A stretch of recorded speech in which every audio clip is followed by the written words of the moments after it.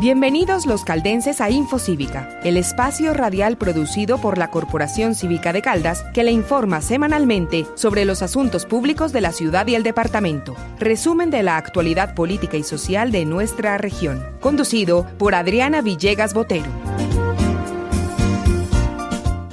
Bienvenidos a un nuevo capítulo de Infocívica, el programa de la Corporación Cívica de Caldas, la organización que desde hace 34 años lidera la defensa del interés colectivo en Manizales y en Caldas. Hoy vamos a hablar acerca de movilidad, un tema que preocupa a la Corporación Cívica de Caldas y que también preocupa a las autoridades y a quienes se encargan de desarrollar los planes de ordenamiento territorial, el consejo, el alcalde, etcétera, las autoridades, por las cifras preocupantes de accidentes de tránsito relacionadas con peatones en Manizales. Ayer el periódico La Patria reveló una cifra de, en este año, 18 peatones muertos en la ciudad, una ciudad de 450.000 habitantes aproximadamente, una cifra elevada para una ciudad tan pequeña. Por eso hemos querido invitar a este programa de Infocívica a una experiencia en México que está siendo liderada por Francisco Palié y Jimena Ocampo de Deriv Lab, quienes nos acompañan desde Ciudad de México. Un saludo para Francisco y un saludo también para Jimena. Y en primer lugar preguntarles de qué se trata Deriv Lab, que es la organización a la que ustedes pertenecen. Hola, pues un saludo para todos y muchas gracias por esta invitación. La oficina de Deriv Lab se dedica a hacer investigación y propuestas de participación e intervención en temas sobre todo de espacio público y movilidad, y pues uno de nuestros temas favoritos o estrellas pues es justamente el tema de la caminabilidad, ¿no? Que es finalmente recuperar en nuestras ciudades este acto tan humano y tan nuestro que es caminar, y pues obviamente esto viene con unos retos muy fuertes sobre qué significa hoy en día caminar en nuestras ciudades, ¿no? Sin importar qué tan grandes o qué tan chicas son. Curiosamente en las ciudades actuales cada vez es más difícil caminar, ¿no? Y esto es como una paradoja del mundo moderno, ¿no? Que nuestro acto más humano, que es el bipedismo, sea tan difícil, ¿no? Y bueno, pues a eso nos dedicamos nosotros, y muchas gracias nuevamente por esta invitación a platicar sobre este tema tan interesante. Bueno, Francisco y Jimena, nosotros en la corporación, pues a raíz de que, digamos, yo ya había tenido alguna experiencia con ustedes, hemos seguido muy de cerca lo que vienen haciendo frente al tema de los peatones. ¿Cuál es la propuesta de ciudad para esta época, para el futuro que Deriv, junto a otros aliados que han tenido en México y en Latinoamérica, tienen en mente? ¿Cuál es la ciudad que ustedes tienen en mente? Bueno, pues hay muchas inquietudes. Yo aquí voy a hablar un poco. Hay muchas inquietudes sobre cuál es la ciudad actual y cuál es la ciudad del futuro, ¿no? Y creo que esta pregunta es importante porque nos hemos dado cuenta que hemos venido construyendo una ciudad con una idea de futuro que ya, digamos, ya está obsoleta, ¿no? Que es esta idea del futuro industrializado, el futuro movido por el coche, el futuro a toda velocidad, ¿no?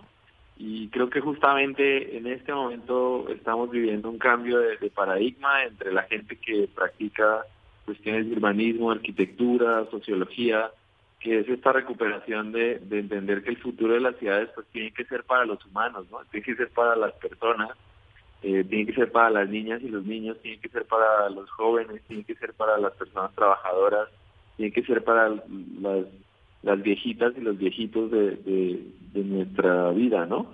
Entonces, pues creo que nadie sabe muy bien cuál es la ciudad del futuro como tal, pero sí hay un llamado de atención a que la ciudad del futuro tiene que ser una ciudad más humana, más amable, más tranquila. Y bueno, pues en esto caminar y crear espacios y escenarios para caminar, pues es un factor fundamental para poder lograr esta ciudad inteligente del futuro. Nosotros estuvimos...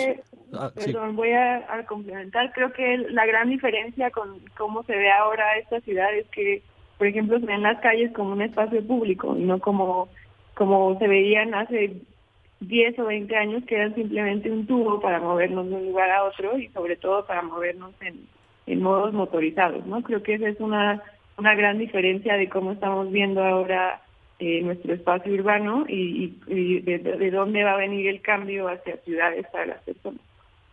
Conocimos que una de las iniciativas más recientes fue la publicación del derecho del peatón. Cuéntanos cómo es esa experiencia, de qué se trata de los derechos del peatón. Pues en esta búsqueda un poco de la participación política y de poner estos temas que quizás parecían tan obvios, pero finalmente hay que ponerlos en la esfera de lo político, en la esfera de la opinión pública. Pues hicimos un trabajo con un colectivo de aquí mexicano que se llama la Liga Peatonal, que es un colectivo que reúne a distintas organizaciones, activistas y otros colectivos de todo el país en una propuesta que se llama la Carta de los Derechos del Peatón, ¿no? Que fue un ejercicio casi que por poner las palabras y casi como estos formatos y argumentos de nuevas leyes que fueran bastante más inclusivas y que dejara de ser una idea obvia y se pudiera volver una idea casi que concreta, ¿no? Hay un documento como tal que reúne un montón de derechos que tenemos nosotros como peatones en las ciudades, ¿no?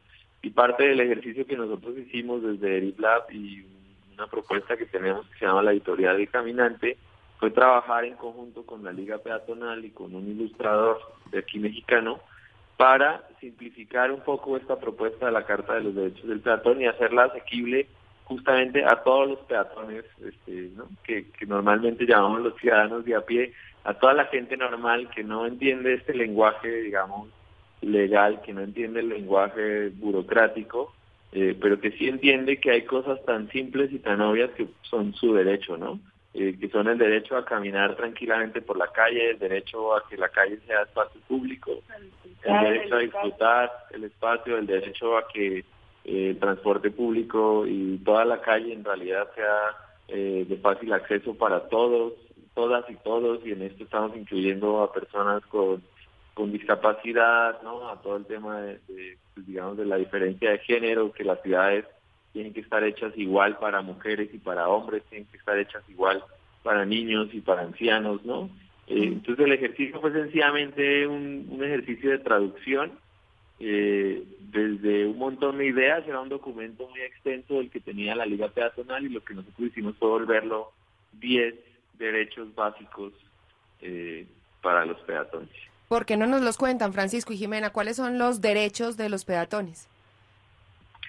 Bueno, algunos de los que ya mencionó Francisco son eso, la accesibilidad es una cosa súper importante, que no es solamente accesibilidad pues, por ejemplo, al transporte público, sino cómo yo me muevo por la ciudad. Si yo tengo derecho a moverme sin obstáculos, así tenga todas mis capacidades, pero también si voy en una silla de ruedas, si soy un niño o si soy un adulto mayor, ¿no? Que eso es una parte muy importante.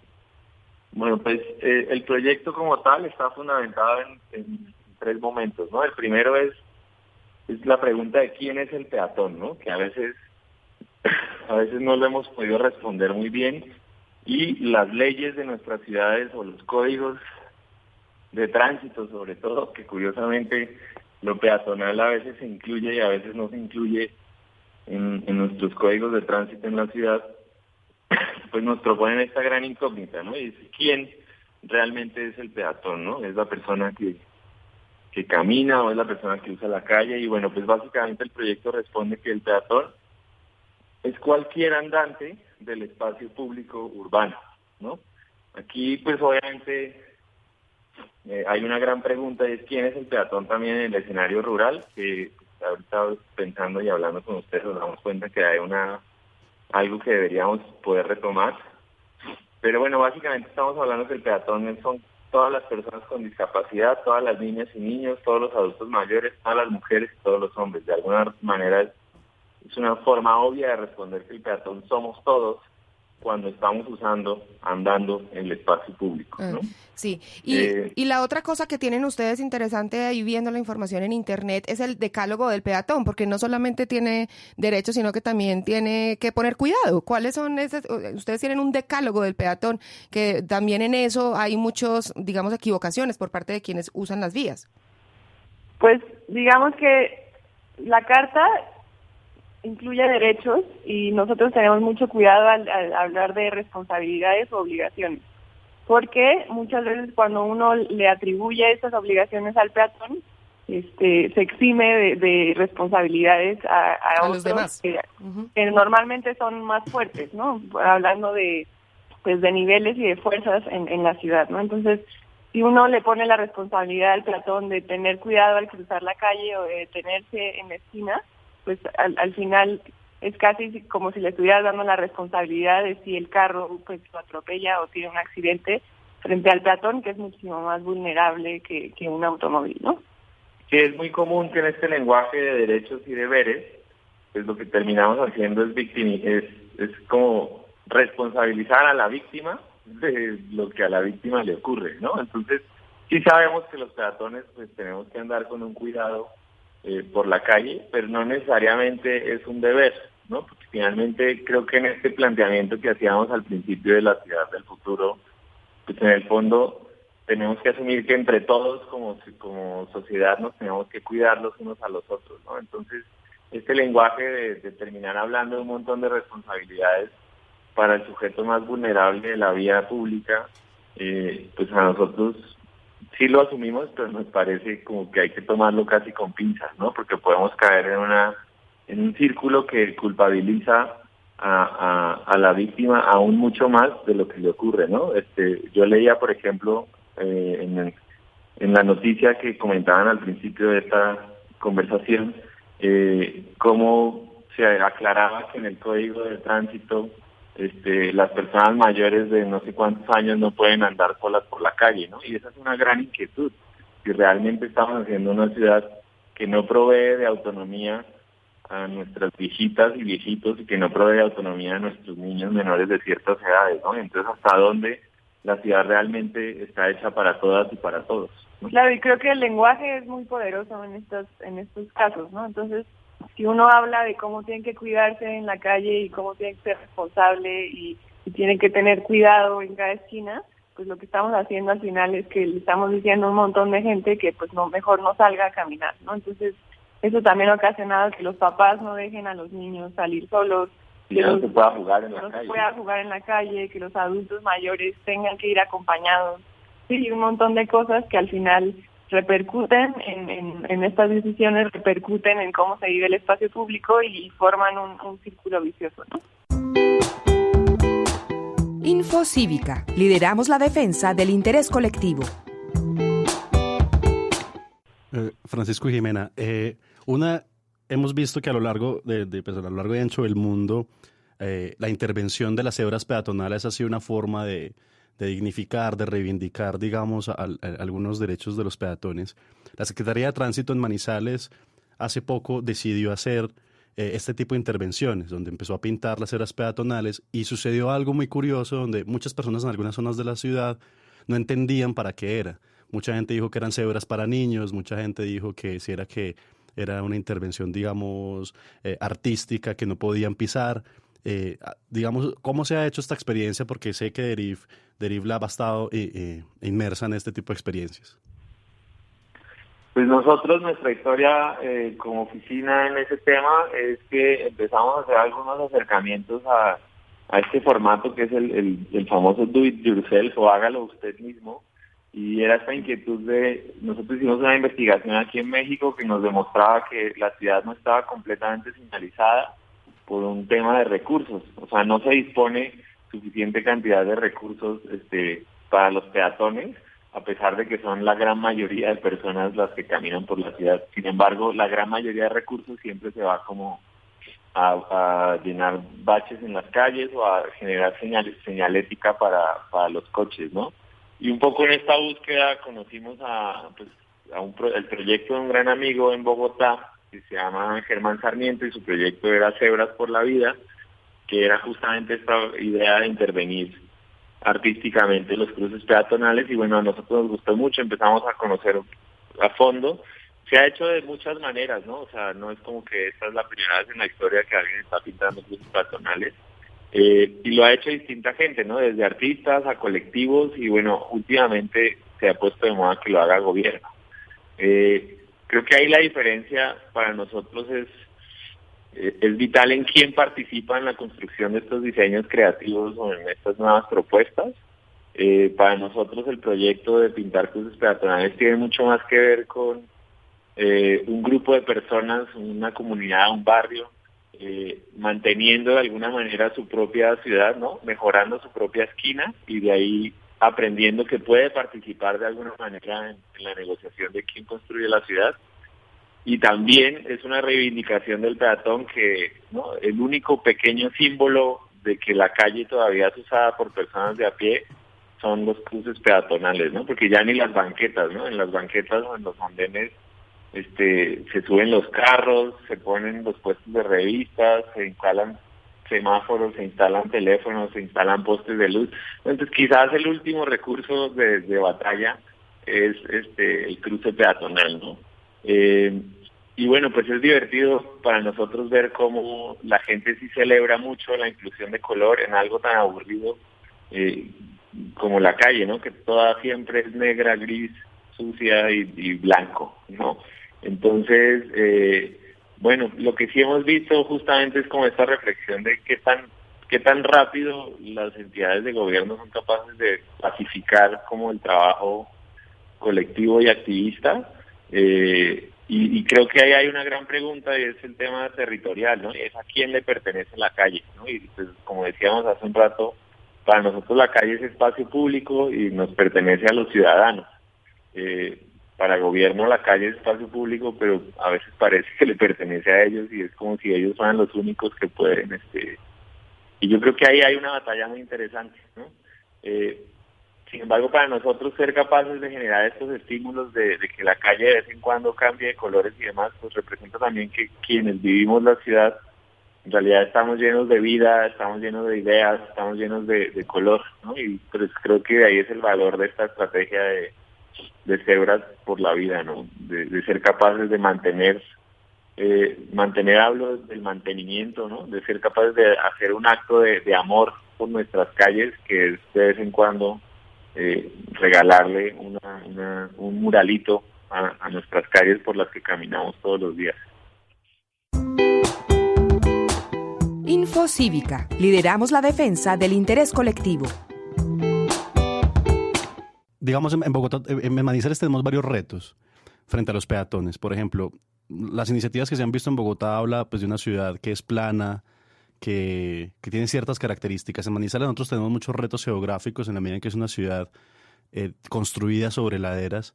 Nuestros barrios, digamos los barrios donde hay más población, los peatones tienen que subir este tipo de laderas. En las zonas rurales se usan mucho los puentes para cruzar cañadas y ríos.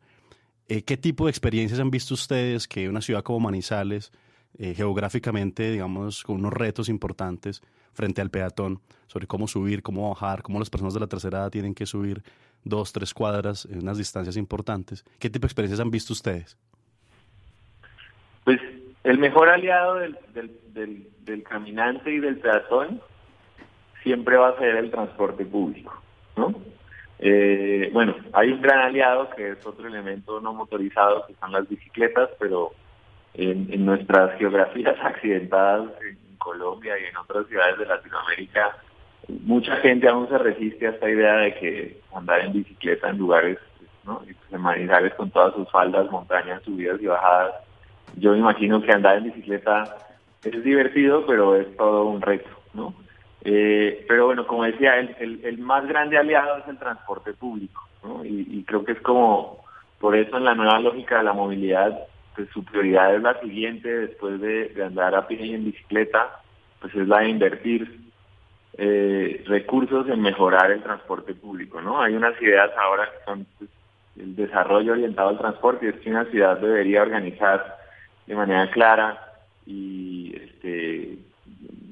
generando como mucha conectividad con el transporte público como un nodo, digamos, central de desarrollo de la ciudad, ¿no? Y pues en esto creo que las experiencias tienen que ver con que justamente sí vivimos en un mundo moderno y hay tecnología y hay avances de ingeniería para resolver, ¿no? Estos temas, sobre todo como de la geografía y la moda, que son como los dos grandes enemigos de la movilidad no motorizada. Y en eso hay una frase de Janet Saikan, que fue la directora de la Oficina de Transporte de Nueva York durante los años, digamos, más fuertes de transformación de esa ciudad. Y ella lo que dice es que los retos hoy en día no son de ingeniería, sino de imaginación. A mí me parece una frase muy bonita porque, por un lado, eleva esta idea de que nosotros como humanos hemos sido capaces de inventarnos cosas maravillosas, y a veces lo que nos cuesta trabajo es aprender para qué pueden servir esas cosas, ¿no? Y creo que finalmente en Colombia hay unos ejemplos muy cercanos con Medellín y sus tranvías y sus metrocables y sus escaleras eléctricas, y pues creo que los retos son más en ese tipo, ¿no? Es de imaginación, de cómo podemos usar la potencia humana de crear y de inventar para favorecer realmente lo que tenemos que favorecer, que es ciudades más sanas, con gente más activa, caminando, moviéndose en bici por ahí o usando el transporte público, ¿no? Y pues creo que lo curioso es que llevamos casi no sé cuántos años pensando que la única solución para resolver todo lo que nos pasa es comprando carros y quemando gasolina, ¿no? Claro, y creo que también la clave está en reimaginar lo que decía Francisco, ¿no? Reimaginar cómo es el transporte y reimaginar cómo es la calle, ¿no? Porque el transporte uno normalmente lo ve siempre como el autobús y ahora el metro, ¿no? Que está de moda sobre todo en Colombia.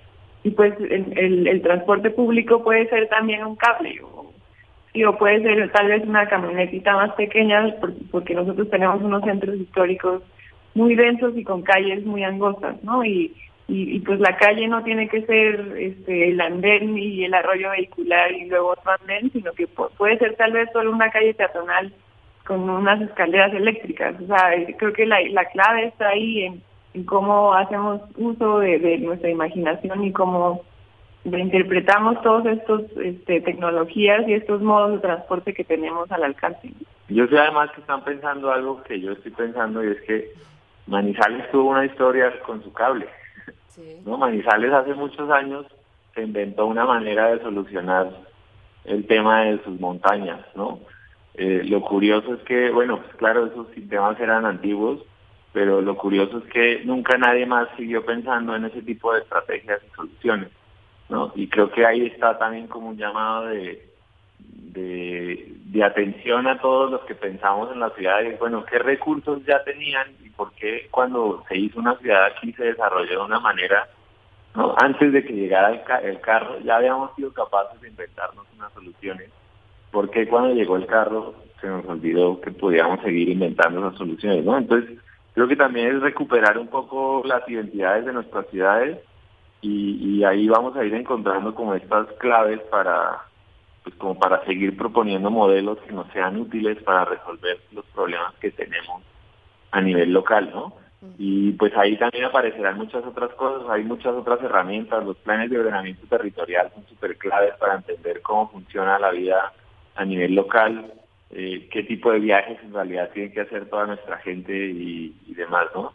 Y bueno, pues Camilo nombraba otra idea que no quiero dejar afuera, que es la de los puentes peatonales, y pues creo que es muy distinto usar un puente peatonal para cruzar una cañada, porque es un verdadero reto en lo rural, ese tipo de cosas, pero pues nuestras calles no son cañadas. Nuestras calles, justamente los puentes peatonales se han hecho para que las calles fluyan como cañadas, pero pues no lo son, ¿no? Y creo que ya es hora de mandar un mensaje a la gente, y es decirle, pare, de vez en cuando baje la velocidad y pare, y que los humanos podamos cruzar a pie y podamos cruzar a nivel de calle, pues porque es la vida lo que llevamos cada vez que damos un paso y otro, es vida lo que va caminando por ahí. Info Cívica. Lideramos la defensa del interés colectivo. En las cifras de Manizales ¿Cómo vamos?, que hace un ejercicio de revisión de datos de calidad de vida, informan que en Manizales la gente que camina ha venido bajando, ha venido siendo menos cada vez. Al contrario de lo que uno podría imaginarse en una ciudad como esta, las bicicletas cada vez se usan más. En 2015 se instaló un servicio de bicicletas públicas que ya tiene 2.000 viajes mensuales, que en una ciudad como Manizales, digamos, es una cifra buena, aunque la expectativa es que sea mucho más. Todavía, digamos, ese sistema de bicicletas está subutilizado. Por otro lado, en su cuenta de Twitter, el concejal César Díaz nos compartió unas imágenes acerca de cómo ha crecido el parque automotor de la ciudad. Los automóviles privados han crecido, los particulares pasaron de 49.279 en 2015 a 52.397 este año, en una ciudad pequeña de 450.000 habitantes. Ese es un crecimiento bien importante.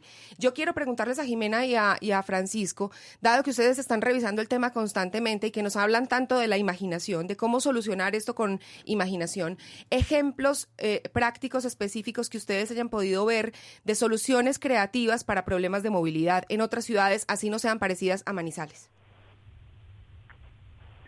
Bueno, pues ahorita, por ejemplo, hay una tendencia a nivel mundial de repensar qué pudiéramos hacer con todos los edificios de estacionamientos que hemos generado, ¿no? Hay una idea, y es que la manera en que proveemos ofertas pues induce a una demanda, ¿no? O sea, si seguimos construyendo cosas para que haya más coches, si todos los estacionamientos, si todos los centros comerciales tienen que ofrecer estacionamientos, si todos los edificios tienen que ofrecer estacionamientos, si todas las casas tienen que ofrecer estacionamiento, vamos a seguir teniendo esta demanda de coches cada vez mayor, ¿no? Entonces, el ejemplo que les estaba diciendo es que hay una gente ahorita proponiendo en distintos lugares del mundo qué podríamos hacer si un día en realidad nos despertáramos y no tuviéramos carros, ¿no? Y qué haríamos con todo ese espacio, que es un montón, que le hemos dedicado a la industria automotriz, ¿no?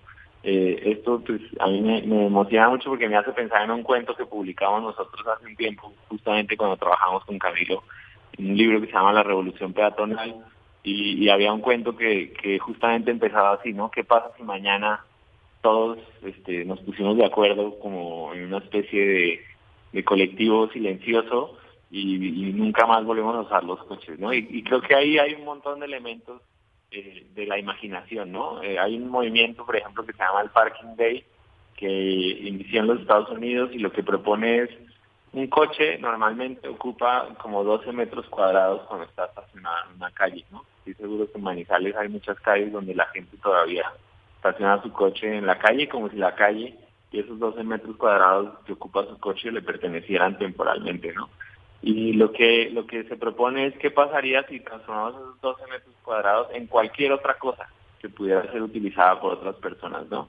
¿Qué pasaría si parqueáramos ahí no coches sino gente o bicicletas o no? Entonces esto aparecen los parklets que son como unas propuestas de diseño que la gente se reúne de manera creativa y propone ideas, ¿no? De hacer pequeños parquecitos de 12 metros cuadrados para instalarle a la gente, ¿no?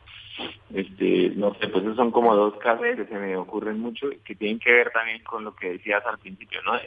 El tema de las bicis, pues entre más hagamos que la ciudad esté preparada para recibir ciclistas, más ciclistas va a haber, y lo mismo pasa con los peatones, entre más hagamos andenes mejores, escaleras eléctricas, mejor sistema de transporte público, fortalecer la economía local, pues más peatones vamos a tener en nuestra ciudad. Creo que hay dos niveles de decisión, ¿no? Una es la personal, que es yo cómo decido moverme, y que al final sí es una decisión personal y es una decisión pues política, ¿no? Porque yo estoy influyendo en la manera en que se vive y se transforma la ciudad. Entonces, pues yo tengo capacidad de decir, hoy voy a ir caminando a mi trabajo, hoy voy a utilizar la bicicleta, así tenga sus complicaciones, ¿no? Y el otro nivel es un nivel ya de política pública, ¿no? Que los gobiernos tienen que empezar a tomar estas decisiones. Y pues digamos que en la movilidad se habla de una cosa que es el jalar y el empujar, ¿no? Que es el jalar a los sistemas de transporte, a que la gente use la bicicleta, y esto es por medio de incentivos, pueden ser fiscales o incentivos económicos, de salud, pues no sé, a lo mejor hasta incentivos de diversión, ¿no? Por ejemplo, para los niños o para los jóvenes. Y la otra es empujar, que es que empujar de los carros, ¿no? Entonces, la manera de empujar es tal vez poniendo algún otro impuesto a a los automóviles, que la verdad es que hoy en día no pagan ni una mínima parte de las externalidades que causan a nuestras ciudades y a nosotros como personas en cuestiones de salud, de contaminación, de tráfico y demás, ¿no? Entonces, eso puede ser por medio de impuestos, puede ser por medio de comenzar a cerrar las calles para que pues los carros no puedan circular, y pues en el mundo hay un sinfín de ejemplos que se están aplicando hoy en día, sobre todo en ciudades pues mucho más grandes, pero en nuestras ciudades que son todavía pequeñas y manejables, creo que sería aún más fácil implementarlas. Bueno, pues lastimosamente se nos ha terminado el tiempo. Jimena, Francisco, muchas gracias por acompañarnos en Infocívica con este tema que por supuesto preocupa no solamente a la Corporación Cívica de Caldas, sino creo a todos los que vivimos en Manizales y que vemos día a día cómo se va congestionando más una ciudad que es pequeña y que por sus condiciones topográficas se siente aún más estrecha. Muchas gracias por estar con nosotros en este programa. Muchas gracias a ustedes. A ustedes, gracias a toda la gente que nos oye, pues ojalá se anime a cambiar Manizales para que sea una ciudad mejor para todas y todos. Hasta aquí esta emisión de Infocívica, el magazín semanal de la Corporación Cívica de Caldas que le informa sobre los asuntos públicos de Manizales y Caldas. Los esperamos en 8 días para una nueva emisión.